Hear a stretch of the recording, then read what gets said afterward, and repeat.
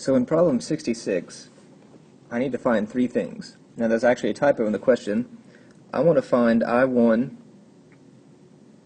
the value of resistor 3, and the total current. Now this time, I'm not going to write any equations because we can get to our answers without doing so. The first thing we need to notice is right here. In this parallel circuit, I've got 6 ohms, and it tells me that there's 0.5 amps running through it. So what can I do? I can take 0.5, multiply it times 6. I times R gives me delta V.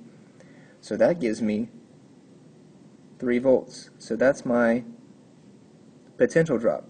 Now, the potential drop here is the same as the potential drop here.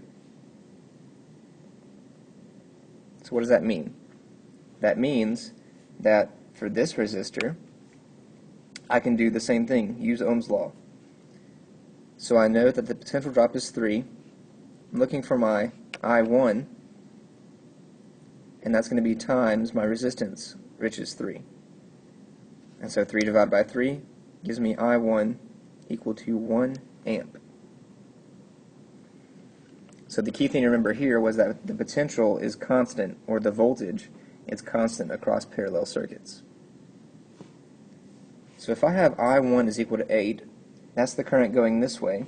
I already have the current going this way, so my I total should just be those two added together, and it is. 1 plus 0.5 is 1.5 amps.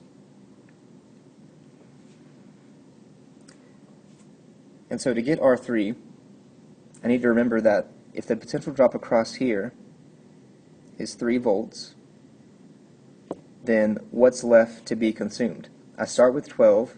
I've gone down 3 over this parallel circuit.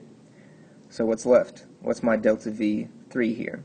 Well, 12 minus 3 gives me 9 volts. So I still have 9 volts to take up in this third resistor.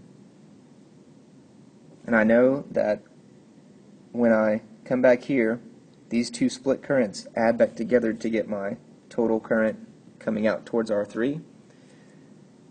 So I can apply Ohm's law one more time.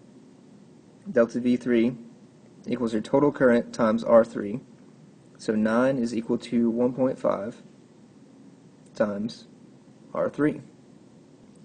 So when I do 9 divided by 1.5 to get R3, R3 is simply equal to 6 ohms.